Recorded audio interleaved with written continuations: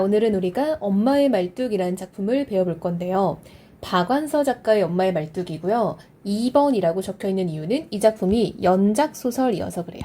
이 작품은 엄마의 말뚝 1, 2, 3이 이어지는 연작 소설 중에 두 번째 이야기이고요.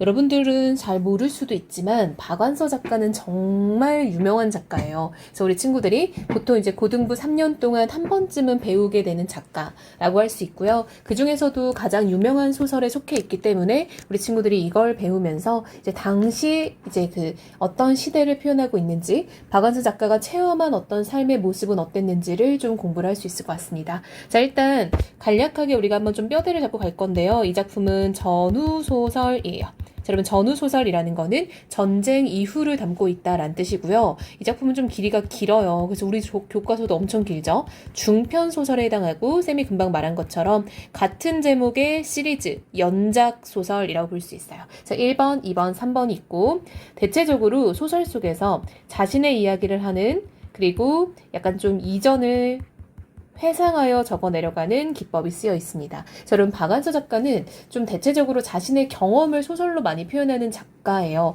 그래서 좀 대체적으로 다른 작품들도 이것과 결도 비슷하고 이야기도 좀 비슷하게 이어지는 경우가 많습니다. 자, 여러분 이 글은요.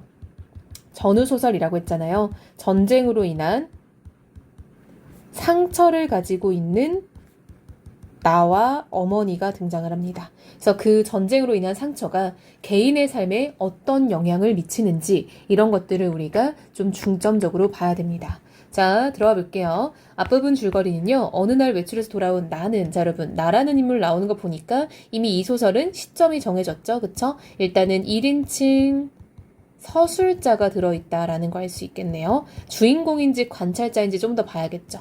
친정 어머니가 눈길에서 넘어져 크게 다쳤다는 소식을 듣고 병원으로 간다.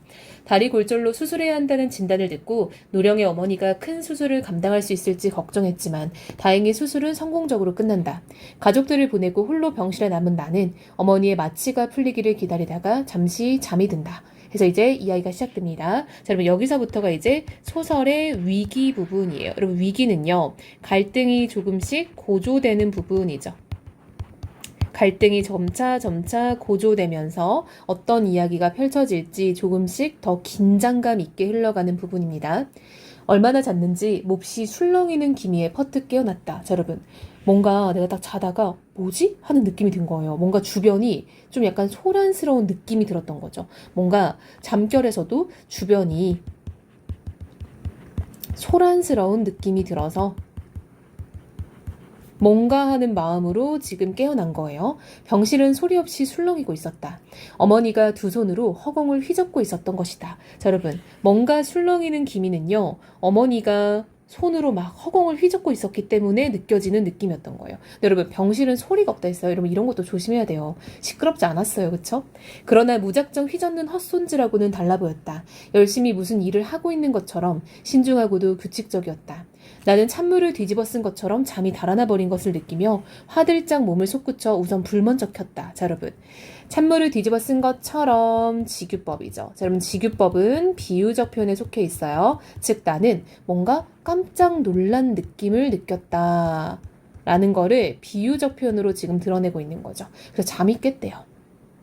어머니는 얼굴을 잠깐 찌푸렸지만 두 손으로 하던 일만은 멈추지 않았다. 엄마 뭐해? 나도 모르게 어릴 때의 말투로 물었다.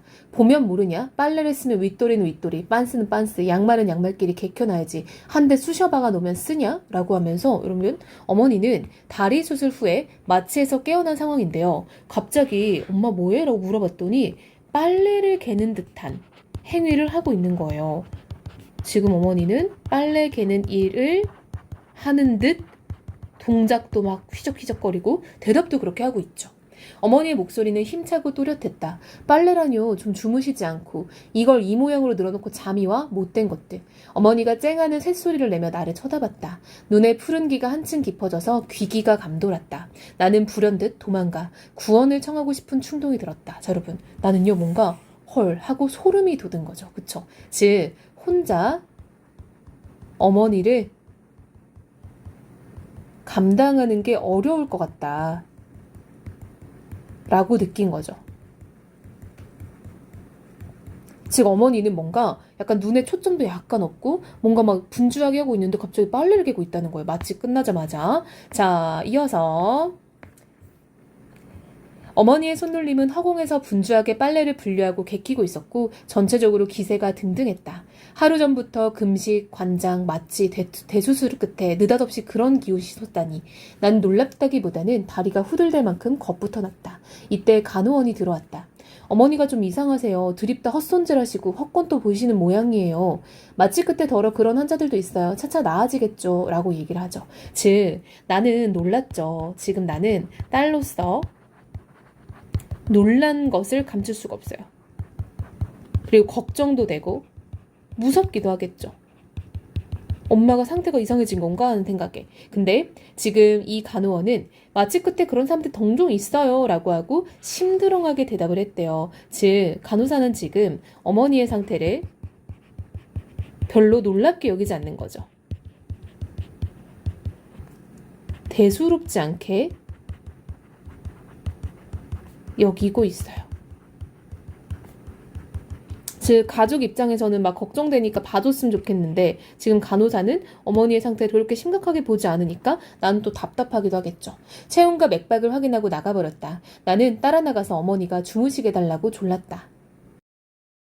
아까도 그러셔서 약을 드렸잖아요. 그 약이 안 됐잖아요, 참. 그 약 납쓰고 더 하신 것 같아요. 맞아요. 그 약 드시기 전에는 잠은 못 주무셔도 헛것을 보시진 않았어요. 어떡하면 좋죠? 라고 해서 지금 간호사와 나 사이에 어떤 갈등이 지금 오가고 있죠. 즉, 어머니가 이제 잠을 총 못 자는 것 같으니까 약을 달라고 해서 아까 약을 받았던 거. 이 약은 이제 신경안정제라고 할 수 있겠죠. 그래서 지금 나라는 딸은 무슨 생각을 하냐면 약 잡수고 나서 그러신 것 같아요. 맞아요. 그 약 먹기 전에는 이러진 않았어요. 라고 해서 이게 혹시 약의 부작용이 아닐까라고 생각을 하는 거죠. 즉 약의 부작용으로 여기는 거죠. 아무리 생각해도 이거는 약간 의학적인 도움이 필요한 것 같다라고 해서 지금 간호사한테 계속 얘기를 하고 있는 상황이에요. 그럴 리는 없지만 혹 그 약의 부작용이라 해도 별일 없을 테니까 안심하세요. 임상시험 결과가 가장 부작용이 없는 것으로 알려진 신경안정제를 투약했을 뿐이니까요. 이것보다 더 큰 별일이 어딨어요. 우리 어머니 지금 제정신이 아니라니까요. 라고 말하니까 간호사가 차차 나아지실 거예요. 그까지 신경안정제 말고 수면제를 주든지 주사를 놓아주든지 하세요. 라고 하면서 지금 나는 간호사를 붙잡고 막 실랑이를 하고 있어요. 그럴 순 없어요. 아니 이 큰 병원에서 별의별 수술을 다 하는 대종합병원에서 그래 잠 못 자서 고생하는 환자 잠도 못 재워준 데서 말이 돼요? 환자를 위하는 일은 우리가 더 잘 알아서 하고 있으니 가족들은 협조를 해주셔야지 덮어놓고 이렇게 때를 쓰시면 어떡해요 하면서 간호원이 휙 돌아서면서 쏘아붙였다. 나는 무안하고 노여워서 다시는 너 따위에게 애거를 하나 봐라 중얼중얼 뇌까리며 돌아왔다. 자 여러분 보면요. 지금 간호사와 이 나는요 갈등을 겪고 있었어요. 그쵸? 나와 간호사 사이에 갈등이 있었는데요. 자, 간호사는 아니 다들 그럴 수 있어요 라고 생각하는 거고 내 입장에서는 좀 나이가 많은 어머니가 수술 이후에 저런 이상 행동을 하니까 이건 정말 이상한 일이다. 의학적으로 좀 더 봐달라. 혹시 우리 어머니가 이상해진 걸 수도 있으니까 차라리 지금 잠이라도 잘 수 있게 재워달라라고 얘기를 하고 있는 거죠. 자, 그럼 여기서도 지금 뭐가 좀 드러나고 있냐면요. 아무래도 간호사 입장에서는 이 어머니나 이 딸에 대해서 뭐 자세히 알진 못하잖아요. 그냥 어디가 불편해서 수술받고 입원한 사람 이러다 보니까 좀 개인의 고통, 개인의 상황에 대해서는 약간은 무관심하고요. 내 입장에선 당연히 우리 어머니니까 점점점 더 예민하게 반응을 하는 거죠. 아직도 빨래를 덜 개켰는지 허공에서 규칙적인 손놀림을 계속하고 있던 어머니의 손이 벼랑간 나를 향해 두 손바닥을 보며 방어의 자세를 취했다. 푸른 귀기가 돌던 두 눈이 극단적인 공포로 튀어나올 듯이 확대됐다. 자, 여러분, 갑자기 어머니가 빨래 개는 모습을 하다가 내가 딱 병실에 들어왔더니 나를 보더니 방어 태세를 하고 공포스러워하는 모습을 보였대요. 즉, 어머니는 뭔가 지금 환각 속에서 공포스러운 장면이 일어나고 있다. 라는 거를 알 수 있겠죠. 그게 뭔지 우리는 아직 모르지만 엄마는 지금 나를 보고 뭔가 무서운 것을 보듯이 행동을 하고 있어요. 왜 그래 엄마? 나는 덩달아 무서움에 떨며 어머니한테로 달려갔다. 어머니의 팔이 내 목을 감으며 용을 쓰는 바람에 나는 숨이 칵 막혔다. 굉장한 힘이었다. 숨이 막혀 허덕이는 나의 귓전에 어머니는 지옥의 목소리처럼 공포에 질린 소리로 속삭였다. 그놈이 또 왔다. 하나님 맙소사 그놈이 또 왔어. 라고 하면서 자 여러분 어머니는 나이가 되게 많고요. 큰 수술을 끝낸 사람인데 말도 안 되는 힘을 부리는 거예요. 즉 이게 환각 속에서 일어나는 어떤 어머니의 힘인 거고 얼마나 어머니가 환각 속에서 공포스러웠으면 이런 힘이 나왔을까라는 거예요. 자 그러면서 어머니가 뭔가 알 수 없는 얘기를 합니다. 그놈이 또 왔어 라고 하면서 얘기를 하는데 그놈이 대체 누군지 우리는 아직 모르죠. 어머니는 아직도 한 손으로 방어의 태세를 취한 채 문 쪽을 보고 있었다. 나는 혹시 내 뒤에 누가 따라 들어왔는가 해서 돌아다 보았지만 아무도 없었다. 순간 머리끝이 쭈뼛했다. 자 여러분 나도 무섭죠. 나도 우리 어머니가 평상시 잘 알던 우리 엄마가 저렇게 수술받고 나서 막 이상한 행동을 하면서 그놈이 또 왔어 하는데 내 뒤에 아무도 없고 이러면 얼마나 무섭겠어요. 엄마, 무서움증이 큰 힘이 되어 나는 어머니의 팔에서 벗어났다. 어머니는 악귀처럼 무서운 형상을 하고 와들와들 떨면서 문 쪽을 보고 있었다. 자, 그럼 보니까요. 문 쪽에 지금 어머니의 어떤 무서워하는 존재, 즉 환각 속 공포의 존재가 거기에 있나 봐요. 그쵸? 그러니까 엄마가 막 문 쪽을 보면서 바들바들바들 떠는데 내 눈엔 안 보이는 거죠. 문 쪽엔 아무도 없었지만 어머니는 혼신의 힘으로 누군가와 대결을 하고 있었다. 순간 나는 저승의 사자가 어머니를 데리러 와 거기 버티고 서 있는 게 어머니에만 보일지도 모른다는 생각이 들었다. 피가 얼어붙는 것처럼 무서워서 감히 그쪽으로 발을 옮길 수도 없었다. 자, 여러분 나는 뭐라고 생각하냐면요. 아 지금 우리 어머니가 나이도 많은데 큰 수술을 받았잖아요. 즉 저승사자가 지금 우리 엄마 앞에 와 있나? 이 생각이 들었다는 거예요. 그래서 나는 그 공포의 대상을 저승사자라고 생각한 거죠. 그래서 그럴 수 있겠다라고 생각을 한 겁니다. 자 여러분 그리고 피가 얼어붙는 것처럼 무서웠대요. 여러분 또 비유적 표현 나왔죠. 여러분 보면요. 이 작품에 이렇게 비유적 표현이 굉장히 많이 등장해요. 자 우리 한번 나온 것들 표시를 하고 넘어가 볼까요? 아까도 있었는데 자 지옥의 목소리처럼 여기도 있었죠. 자 우리 초반에도 되게 많았단 말이에요. 그쵸? 자 올라가서 한번 다 표시를 해보고 올게요. 초반부에 우리 설명할 때 비유적 표현이 여기 있죠. 찬물을 뒤집어 쓴 것처럼 여기 있죠. 그래서 이 작품은 뭔가 약간 좀 어떤 내 감정, 심리, 어떤 그런 것들에 대해서 비유적 표현을 굉장히 많이 쓰고 있어요. 그래서 그런 부분들을 잘 체크해서 과연 어떤 것을 묘사하고자 하는 건지를 좀 체크해보면 더 좋겠죠. 자, 이어서 볼게요. 그러니 누구한테 구원을 요청할 가망도 없었다. 그쵸 여러분? 저승사자는 누구한테 구원을 요청하겠어요. 86의 노인의 병실을 저승의 사자가 넘보는 건 당연했다. 그쵸 여러분? 어머니 나이가 86세시니까 가족들 입장에서도 돌아가실 수도 있다라는 생각을 하고 사는 거죠. 오늘의 수술 환자 중에서뿐만 아니라 이 거대한 종합병원에 입원한 모든 환자 중에서도 어머니는 최고령일지도 모른다. 여러분 이때만 해도 막 1980년대 막 2000년대 초반 이러니까 지금만큼 또 엄청 이렇게 고령화 시대가 아니었잖아요. 그러니까 뭐 지금은 또 80세, 90세가 막 그렇게 나이가 안 많아 보일 수 있는데 이때만 해도 또 그 정도는 꽤 나이가 많은 나이였던 거죠. 그만큼 분별이 있는 저승의 사자라면 앙탈을 해봤다일 거다. 나는 이미 저승의 사자한테 어머니를 내줄 각오를 하고 있었다. 86이면 누가 감히 천수를 못 누렸다 하랴. 자, 여러분 무슨 말이냐면요. 즉 우리 엄마 나이 정도가 되면은 저승사자가 데리러 온다라고 해도 나는 어찌할 도리가 없다라고 느꼈다는 거예요. 한마디로 고령의 어머니의 죽음에 대해서 어느 정도는 마음의 준비가 되어 있다라는 거예요. 우리 엄마가 나이가 많으시니까 그런 일이 있을 수 있겠다라고 생각한 거예요.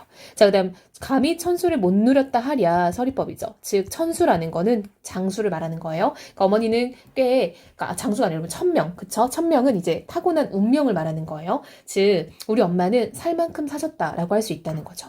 다만 몸에 큰 칼자국을 내고 거기서 나는 선혈이 아직 마르기도 전에 끌고 가려는 게 괘씸하지만 세상의 죽음치고 그 정도의 여한도 자식에게 안 남기는 죽음이 어디 있으랴 라고 해서 나도 엄마가 수술 받자마자 돌아가신다라고 하면은 마음이 너무 안 좋지만 그래도 이 정도는 감만해야 되지 않을까라고 하면서 나는 막 나름 마음의 준비를 하고 있는 거 느껴지죠. 자, 여러분, 사실 그 사람이 뭐 진짜 저승사자인지 아닌지 알 수가 없어, 그쵸? 엄마가 말하는 그 놈이 저승사자인지 아닌지 알 수가 없지만 나는 나름대로 마음의 준비를 계속 하고 있는 게 느껴져요, 그쵸? 각오는 하고 있으니 제발 네 모습을 어머니에게 보이지만 말게 해다오. 왜요? 엄마가 너무 무서워하니까 우리 엄마가 돌아가실 거라는 거는 가족으로서 나도 어느 정도 마음의 준비가 됐지만 엄마가 너무 공포스러워하니까 제발 모습은 안 보였으면 좋겠다라고 생각을 하는 거예요. 즉 어머니가 공포스러워하는 것은 걱정이 되는 거죠.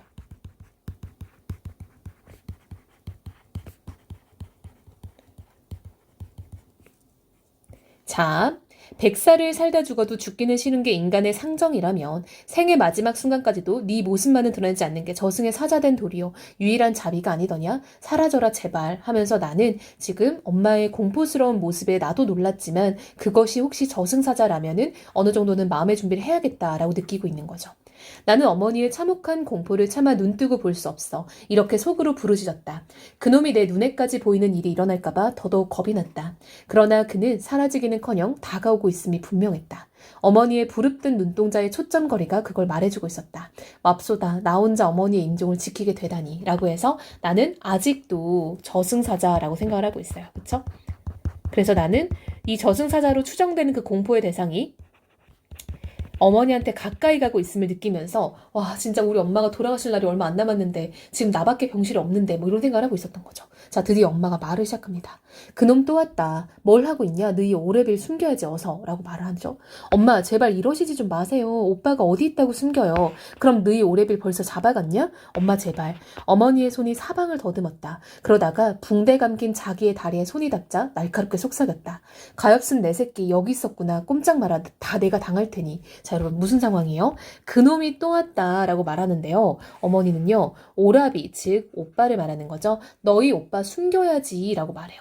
했더니 나는 뭐라고 말해요? 오빠가 어디 있다고 숨겨요? 라고 말을 하는 거죠. 엄마는 오빠 벌써 잡아갔냐? 라고 하더니 갑자기 붕대가 감긴 자기 다리에 손이 닿더니 불쌍한 내 새끼 여기 있었구나 라고 얘기를 하고 있어요. 즉 엄마는 오빠를 숨겨야 된다 라고 하더니 자기 다리를 보다가 갑자기 불쌍한 내 새끼라고 타령을 하고 있는 거죠. 즉 어머니는 자신의 아픈 다리를 아들처럼 여기게 된 거예요. 아들로 착각을 하고 있는 거죠. 환각 속에서. 이게 친구들이 무슨 얘기인가 싶을 수 있으니까 쌤이 조금 부연 설명을 해줄게요. 이 작중 인물 중 나에게는 오빠가 있었어요. 근데 오빠가 이제 6.25 전쟁 당시에 총상을 입고 다리를 다치게 돼요. 그래서 다리를 다쳐서 이제 그 집에서 다리를 절고 있던 시기가 있다 보니까 엄마가 자기의 아픈 다리를 보고 자기 아들을 떠올린 거예요. 그래서 그런 지금 약간 이제 내막이 있는 겁니다. 어머니의 떨리는 손이 다리를 감싸는 신용을 했다. 그때부터 어머니의 다리는 어머니 아들이었다. 어머니는 온몸으로 그 다리를 엄호하면서 어머니의 적을 노려보았다. 자, 여러분 어머니의 적이 이꼴 누굽니까? 그쵸? 우리 아까 봤던 그 그놈이라는 존재인 거죠. 근데 이 그놈을 나는 지금 저승사자라고 생각하고 있었는데 지금 엄마는 좀 다른 것 같아요. 어머니의 적은 저승사자가 아니었다. 그쵸 여러분? 드디어 나도 깨달았어요. 아, 저승사자가 아니었구나. 군간동무, 군간선생님, 우리 집엔 여자들만 산다니깐요. 즉 어머니의 적의 정체는요. 군간동무, 군간선생님이라고 불리는 사람인 거예요. 어머니의 눈에 푸른 귀가 애처롭게 흔들리면서 입가에 비굴한 웃음이 감돌았다. 나는 어머니가 환각으로 보고 있는 게 무엇이라는 것을 알아차렸다. 가엾은 어머니, 차라리 저승사자를 보는 게 나았을 것을. 자, 여러분 그 무엇의 존재는 바로 군관인데요. 어머니는 그 다리를 어디다 숨기려는지 몸부림쳤다. 그러나 어머니의 다리는 요지부동이었다. 군간나으리 우리 집은 여자들만 산다니깐요. 찾아보실 것도 없다니깐요. 군간나으리. 그러나 절체절명의 위기가 어머니에게 육박해오고 있음을 난들 어쩌랴. 공포와 아직도 한 가닥 기대를 건 비굴의 어머니의 얼굴을 뒤죽박죽으로 일그러뜨리고 이마에선 구들 같은 땀이 송글송글 솟아오르고 다리를 감싼 손과 앙상한 어깨는 사시나무 떨듯 떨고 있었다. 자, 여러분 지금 이 부분은요. 어머니의 어떤 모습을 묘사해주는 장면이죠. 그래서 이 부분은 어머니의 모습이 묘사가 되고 있어요. 자, 지금 무슨 상황이에요? 절체절명의 위기, 즉 누구 군관이 점차 다가오고 있는 상황인 거죠. 이 군간이 이제 우리 오빠에게, 즉 어머니의 아들에게 가엾은 어머니 하늘도 무심하시지 차라리 죽게 하시지 그 몹쓸 일을 두 번 겪게 하다니. 자, 여러분 그 몹쓸 일의 정체는 뭡니까? 자식의 죽음을 본 일이겠죠. 자식의 죽음을 경험하는 일인데 이미 과거의 엄마는 내 눈앞에서 자식이 죽었는데 지금 환각 속에서 한 번 더 보게 되는 거죠. 그쵸? 그래서 이거는 과거에 실제 죽었던 그 일과 지금 환각 속에서의 한 번 해서 총 2번이 되는 거겠죠. 어머니 이러시지 말고 제발 정신 좀 차리세요. 나는 어머니 어깨를 흔들면서 울부짖었다. 어머니는 어디서 그런 힘이 솟았는지 나를 검부러기처럼 가볍게 털어내면서 격렬하게 몸부림쳤다. 자, 여러분, 엄마는 86세에 대수술을 마친 환자인데요. 어머니는 환각 속에서 누구와 싸우고 있어? 그쵸. 아들을 죽이러 오는 군관과 싸우고 있잖아요. 즉 아들을 지키려는 분투를 하고 있는 거죠. 고군분투. 안 된다, 안 돼, 이놈, 안 돼, 너도 사람이냐, 이놈이라고 해서 아까까지는 이제 막 군관 나으리 이렇게 호칭을 하다가 이제는 이놈 이러고 있죠. 그래서 군관 나으리, 군관 선생님에서 호칭이 변했어요. 왜? 이 군관이 더 이상 우리 집을 봐줄 것 같지가 않으니까 이제는 어떻게든 떨어뜨려 놓으려는 거죠. 나는 벽까지 떠다 밀린 채 와들와들 떨면서 점점 심해가는 어머니의 광란을 지켜볼 수밖에 없었다. 어머니의 몸에서 수술한 다리만 빼고는 온몸이 노한 파도처럼 출렁였다. 자, 여러분, 여기도 계속 비유적 표현 나오고 있죠. 그쵸? 여기도 어머니의 모습을 표현하는 거고요. 검부러기처럼은 나의 어떤 모습을 표현하는 거죠. 내가 너무 가볍게 밀쳐졌다라는 거죠. 그래서 어머니는 지금 환각 속에서 아들을 지키려고 온갖 힘을 쓰고 있어요. 그래서 더욱 그 다리는 어머니의 몸이 아닌 이물질처럼 개기스러워 보였다. 그쵸, 여러분? 어머니의 아픈 다리가 마치 아까 엄마가 말하던 아들처럼, 그쵸? 마치 우리 엄마 다리가 아닌 것처럼 느껴지는 거예요. 어머니의 그 다리와 아들과의 동일시가 나에게까지 올마붙은 것처럼 나는 그 다리가 무서워졌다. 그쵸? 엄마가 너무 리얼하게 막 그 과거에 빠져서 다리를 막 아들처럼 여기고 있다 보니까 나 역시도 이제 공포스러움이 느껴지는 거예요. 안 된다 이놈이라는 호통과 군간 나으리, 군간 선생님, 군간 동무라는 아부를 번갈아 하는 몸부림치는 허슬에 마침내 링것줄이 주삿바늘에서 빠져버렸다. 자, 여러분, 즉 엄마는요 지금 환각 속에서 이놈이란 소리와 군간나리, 군간 선생님, 군간 동무라는 호칭을 막 오가고 있죠. 그래서 엄마는 어떤 이런 호칭을 통해서 아들을 살려내고자 노력하고 있는 거죠. 즉 군간에게 아부해서 우리 아들 제발 살려달라고 얘기를 하고 있는 거죠. 혈관에 꽂힌 채 주삿바늘을 통해 피가 역류해 환자복과 시트를 점점 물들였다. 피를 보자 어머니의 광란은 극에 달했다. 이놈 개석거라, 이놈 나도 죽이고 가라, 이놈이라고 해서 자, 여러분, 여기서는 실제 피는 이제 어머니의 링거액에서 빠진 피잖아요. 근데 이제 지금 환각 속에서 군관이 아들을 죽인 거예요. 그러니까 엄마의 광란도 더 심해진 거예요. 어머니는 눈물이 범벅된 얼굴로 이를 갈았다. 틀니를 빼놓아 잇몸맘으로 이를 가는 신용을 하는 게 얼마나 처참한 것인지 나 말고 누가 또 본 사람이 있을까. 즉 나는 여러분 엄마가 막 그 고통과 그 공포와 아들을 잃은 그 막 처절함으로 막 이를 갈면서 울고 있는데 엄마가 이제 나이가 많으시다 보니까 틀니를 하시는 거죠. 근데 틀니를 빼놔서 이가 없는 상태인 거야. 근데 막 잇몸맘으로 이를 가는 걸 보고 얼마나 지금 기분이 비참하고 애통하고 이랬으면은 저런 모습을 보일까라고 하면서 나 역시도 어머니의 처절함을 통해 마음을 지금 엄청 아파하고 있는 거죠. 즉 근데 여러분 우리가 여기서 좀 중요하게 짚어야 될 건 뭐냐면요. 어머니가 이렇게 처절하게 슬퍼하고 이렇게 아들이 죽었다라는 경험을 하게 된 게 전쟁 때문이잖아요. 그래서 이게 바로 전쟁의 비극이라고 할 수 있는 거죠. 전쟁이 아니었으면 아들이 인민군 군관 다 갔다 올 일도 국군 다 갔다 올 일도 없었고 집에 찾아온 군인에 의해서 죽임을 당할 일도 없었을 거 아니에요. 그렇죠? 그래서 전쟁의 비극이 한 가족에게 얼마나 큰 충격과 공포와 슬픔을 줬는지가 여기서 드러나는 거죠. 이게 꿈이었으면 어머니는 이 세상 소리가 아닌 기성을 지르며 머리카락을 부득부득 쥐어뜯다가 오줌을 받아낸 호스도 다 뜯어버렸다. 피비린 내가 내 정신을 혼미케 했다. 퍼뜩 정신이 나서 구원을 청하려 나가려는데 어머니의 기성이 바깥까지 들렸던 건지 간호원이 뛰어왔다. 뒤미쳐 나이 지긋한 수간호원도 달려왔다. 어머니 몸에 부착했던 의료기구들을 원상복구하기 위해선 여러 사람의 힘이 필요했다. 어머님은 힘이 장사였다. 내가 수간호원과 다른 간호원과 함께 어머니를 힘껏 찍어 누르는 동안 담당 간호원이 어머니가 뽑아낸 것들을 다시 삽입했다. 링거는 숫제 발등으로 옮겨 꽂았다. 세상에 이런 일도 있습니까? 나는 수간호원에게 원망스럽게 말했다. 너무 심려 마세요. 흔하진 않지만 이런 특이 체질이 아주 드문 것도 아니니까요. 곧 나아지실 겁니다. 자, 여러분. 아까도 간호원하고 이 나라는 인물이 한판 했잖아요. 그쵸? 근데 이번에는 이제 수간호원에게 말을 하는데요. 자, 지금 이 어머니의 행동에 대해서 해석하는 어떤 관점이 충돌하고 있죠. 즉, 무슨 상황이냐면요. 나와 어머니의 입장에선 전쟁을 경험을 했고요. 이 전쟁이라는 동일한 경험을 했고, 그 전쟁 속에서 가족이 죽는 슬픈 일을 경험을 한 거죠. 그러다 보니까 나는 어머니의 이 고통이 훨씬 더 처절하게 느껴지겠죠.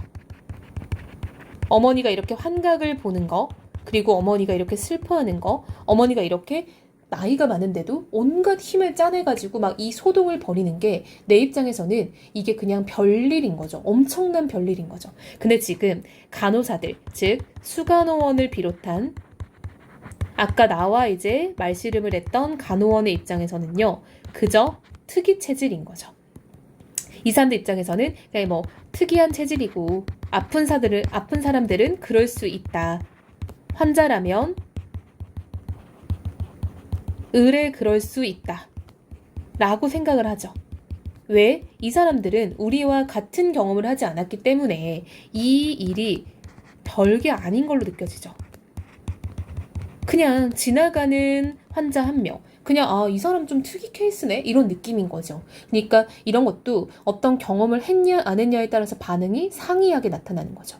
수간호원이 나를 이렇게 위로했다. 어머니의 악몽이 특이 체질 탓이라고? 하긴 타인의 꿈에 대해 누가 감히 안다고 할 수 있으랴. 이제 너 죽고 나 죽자라는 발악으로 변한 어머니의 몸부림은 지칠 줄 몰랐다. 수간호원이 간호원에게 지시해서 침대 양쪽 난간을 올리고 끈을 가져다가 어머니의 사지를 꽁꽁 묶게 했다. 따님된 마음에 좀 안 됐다 싶으셔도 참으세요. 이런 경우는 이수밖에 없으니까. 이수는 뭐야? 엄마 몸을 다 묶어놓는 거죠.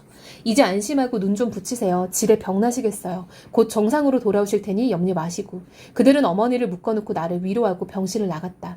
나는 지칠 대로 지쳐서 쉬는 채 보조침대에 상반신을 꺾었다. 그러나 웬걸 원한 맺힌 맹수처럼 으르르던 어머니가 에잇 하고 한번 기압을 넣자 사지를 묶은 끈은 우지직 끊어지기도 하고 풀리기도 했다. 자, 여러분, 어머니는요 아직도 환각 속에서 엄청난 힘을 지금 발휘하고 있는 거죠. 자, 엄마는 지금 맹수처럼 엄마의 모습을 묘사하는 말이죠. 힘을 막 썼더니 다 풀어진 거야. 어머니는 다시 길길이 뛰기 시작했다. 참으로 불가사의한 괴력이었다. 목소리도 뜻이 통하는 말이 아니라 원한의 울부짖음과 독한 악담이 섞인 소름 끼치는 기성이었다. 조금도 가장없이 간장을 도려내는 아픔과 함께 내 속에서도 불가사의한 괴력이 솟았다. 나는 이를 악물고 어머니에게로 돌진했다. 다시는 아무의 도움도 청하지 않고 어머니와 맞서리라 마음먹었다. 이건 아무의 도움도 간섭도 필요 없는 우리 모녀만의 것이다. 자, 여러분 보세요. 나 역시도 지금 갑자기 힘이 막 솟아났대요. 자, 여러분 봐봐. 나도 이런 엄마를 보는 게 속상하고 마음이 안 좋죠. 그리고 여러분, 엄마도 아들을 잃었지만 나도 오빠, 가족을 잃은 거잖아요. 즉 엄마가 저렇게까지 몸부림치는 이유를 나는 이해하고 있죠. 즉 어머니의 기이한 이런 행동을 나는 이해를 하죠. 가족이니까. 나도 경험을 했으니까. 그러니까 엄마의 모습을 지켜보는 내가 간장을 도려낸 아픔, 즉 여러분 이 간장이요, 간과 장이에요. 그러니까 내장을 말하는 거야. 즉 장기가 아플 정도의 마음이 이제 되게 아팠다는 거죠. 그러니까 신체가 어디 아플 정도로 뭔가 그 정신적인 고통이 확 느껴진다, 이런 말인 거예요. 즉 나 역시도 어머니의 아픔에 동화가 되는 거죠. 같아졌다는 거야. 엄마가 느끼는 그 아픔이 나한테도 그대로 전해지는 거예요. 그러니까 나도 힘이 불끈 난 거예요. 그러면서 다시는 아무에게도 도움을 청하지 않겠다라고 생각한대요. 왜요? 지금 이 상황은 그 누구도 이해할 수 없는 우리만의 일이다라는 걸 깨달은 거예요. 즉, 다른 사람들은 공감을 못할 거니까.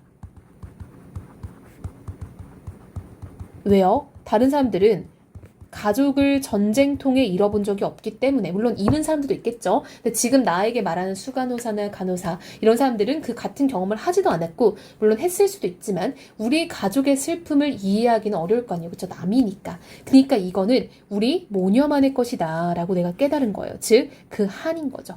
전쟁 중 가족을 잃은 어떤 그 고통, 마음에 막 이렇게 막 저리는 한을 말하는 거죠. 나는 어머니를 힘껏 찍어 눌렸다. 온몸으로 타고 앉다시피 했다. 어머니 경련처럼 괴로운 출렁임이 고스란히 전해왔다. 조금이라도 마음이 움직이거나 약해져서는 안 된다고 생각했다. 그렇게 되면 어머니가 나를 타고 앉게 될지도 모른다. 내가 아무리 전심전력으로 대결해도 어머니의 힘과는 막상막하여서 내 힘이 위태로워질 때마다 나는 어머니의 뺨을 쳤다. 엄마 정신 차려요. 엄마 정신 차려요. 처음으로 엄마의 뺨을 치고 나는 내 손이 저지른 폐륜에 경악해서 두 번째는 더욱 세차게 때렸고 어머니의 뺨에 솟아오른 내 손짝을 보고 이것은 악몽 속이 아니면 지옥일 거라는 일종의 비현실감이 폐륜을 서슴없이 보태겠다. 자, 여러분 보세요. 나는 막 엄마 뺨을 막 치는데 그걸 보고 나는 내가 살면서 이런 폐륜을 저지르다니 하고 깜짝 놀란 거예요. 자, 그러면서 나는 뭘 느끼냐면요. 이건 진짜 악몽 아니면 지옥일 것 같다라고 비현실적인 느낌이 들었다라는 거예요. 즉, 어떤 극한의 상황을 나는 느끼고 있는 거죠. 어머니의 힘도 무서웠지만 더 무서운 건 어머니의 얼굴이었다. 그건 내 어머니의 얼굴이 아니었다. 이제 나는 어머니와 싸우고 있는 게 아니라 내 나름의 공포와 싸우고 있었다. 자, 여러분 봐봐. 엄마 얼굴이 무서운 게 엄마가 지금 뭐에 씌인 것처럼 행동해서가 아니라 엄마의 그 슬픔으로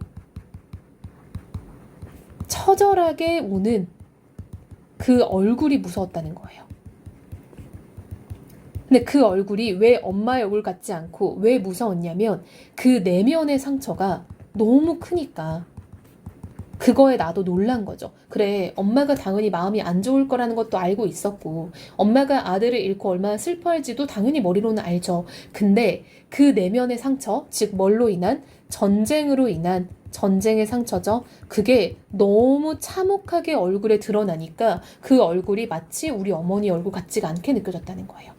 이제 나는 어머니와 싸우고 있는 게 아니라 내 나름의 공포와 싸우고 있었다. 즉, 나 역시도 이제 어머니와 싸우는 게 아니라 내가 가지고 있었던 내 나름의 공포, 즉, 나 역시도 전쟁으로 인한 어떤 슬픔과 충격, 공포가 있었을 거 아니에요. 나 역시도 그런 것과 이제 싸우고 있었다라는 거예요. 자, 중략이 됐습니다. 중략 부분 줄거리는요. 한국전쟁 당시 나의 오빠는 인민군 치하에서 어쩔 수 없이 북한의 의용구에 지원했다가 심신이 피폐해진 채로 겨우 도망친다. 나의 가족은 오빠를 보호하기 위해 어린 시절을 보냈던 산동네로 가서 숨어 지낸다. 그러나 얼마 지나지 않아 오빠는 인민군 군관에게 발각되어 총상을 입고 죽게 된다. 이게 이제 옛날의 기억인 거죠. 자, 이제 결말 부분으로 갑니다. 우리가 위기 읽었고 이제 중간에 절정이 생략이 됐고요. 결말로 가는 거죠. 마치가 깨어날 때 불인 난동으로 어머니는 어찌나 많은 힘을 소모였는지 그 후 오랫동안 탈진 상태가 계속됐다.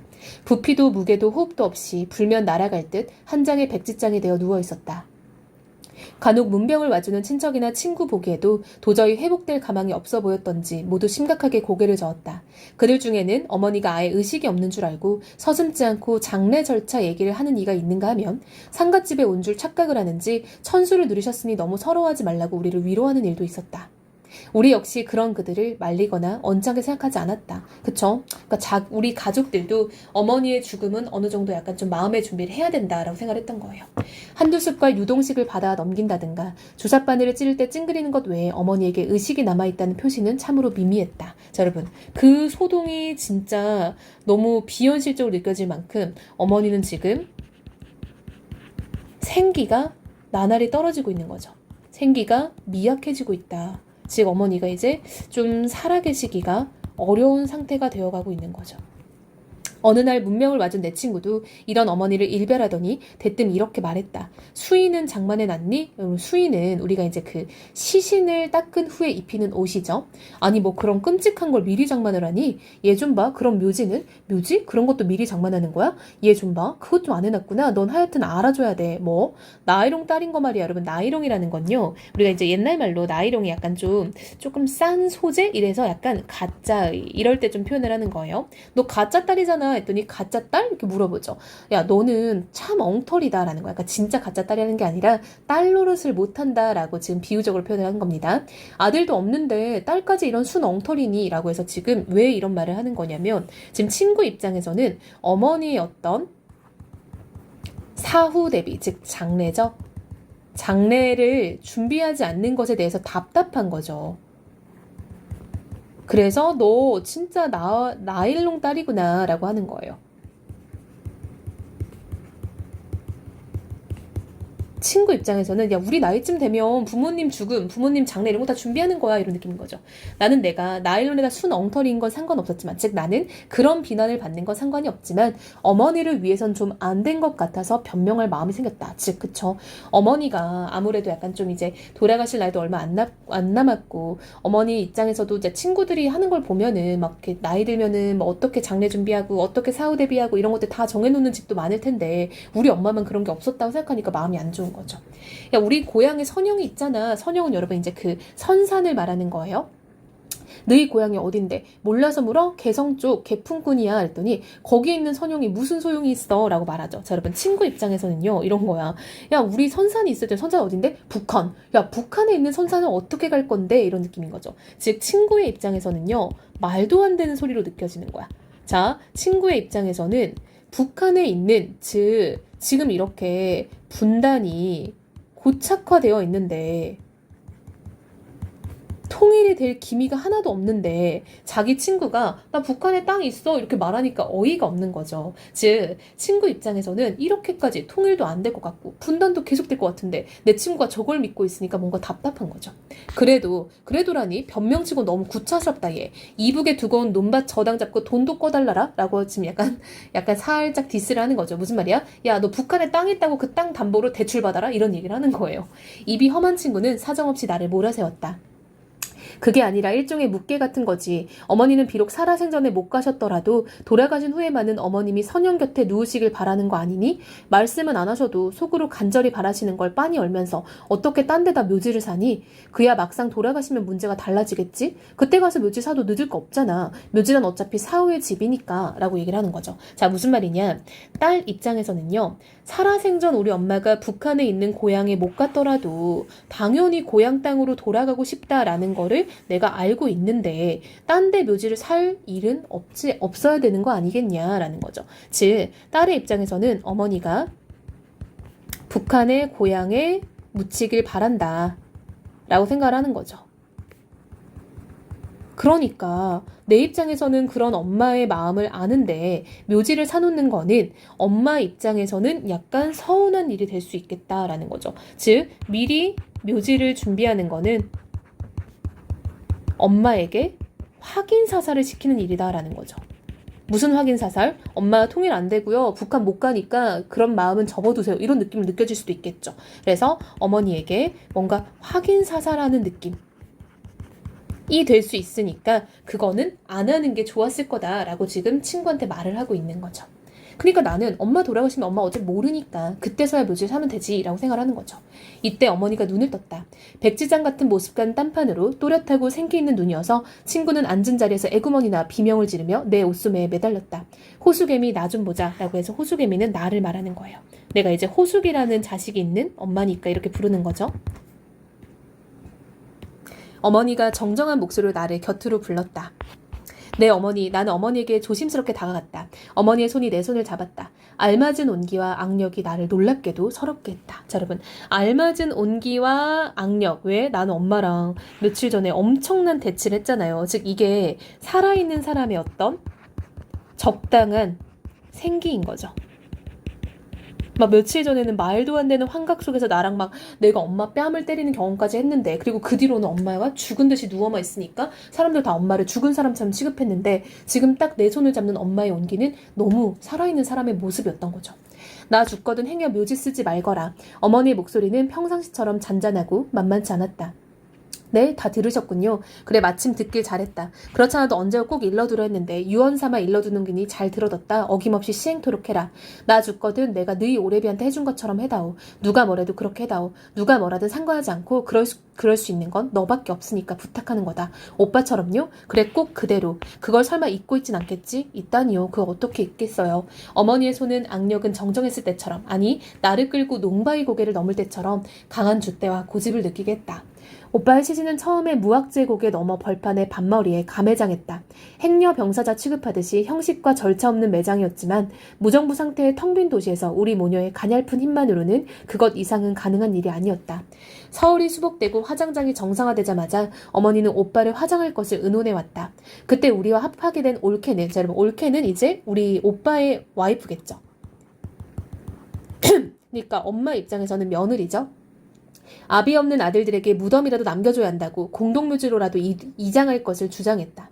어머니는 오빠를 죽게 한 것이 자기 죄처럼 젊어 과부된 며느리한테 기가 죽어 지냈었는데 그때만은 조금도 양보할 기세가 아니었다. 남편의 임종도 못 보고 과부가 된 것도 억울한데 그 무덤까지 말살하려는 시어머니의 모진 마음이 야속하고 정떨어졌으련만 그런 기세 속엔 거역할 수 없는 위엄과 비통한 의지가 들어있어 종당엔 옳게도 순종을 하고 말았다.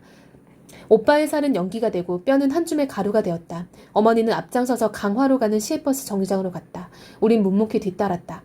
강화도에서 내린 어머니는 사람들에게 묻고 물어서 멀리 개풍군 땅이 보이는 바닷가에 섰다. 자, 여러분, 멀리 개풍군 땅이 보이는 곳, 이 부분이 바로 북한에 있는 고향이죠. 자, 여러분 보면요, 느낌이 오죠? 자, 엄마는요, 아들을 화장을 하고 싶어 했었어요. 그래서 올케 입장에서는 자식들이 아빠의 무덤도 없이 사는 게 말이 되냐라고 해서 반대를 했지만 시어머니인 우리 엄마는 끝까지 올케를 설득해서 결국에는 이 화장을 지금 하게 된 거죠. 근데 화장을 한 이유가 뭔가 봤더니 멀리 고향 땅이 보이는 바닷가에 사서 그 뼈가루를 뿌려주고 싶었던 게 엄마의 마음이었던 거죠. 왜 지금 통일이 되지 않고 있고 분단은 고착화되어 있고 오빠는 그 고향을 가고 싶어 할 거라 생각을 했으니까. 라고 지척으로 보이되 갈 수 없는 땅을 향해 그 한 줌의 먼지 이꼴 오빠의 뼈가루겠죠. 그쵸?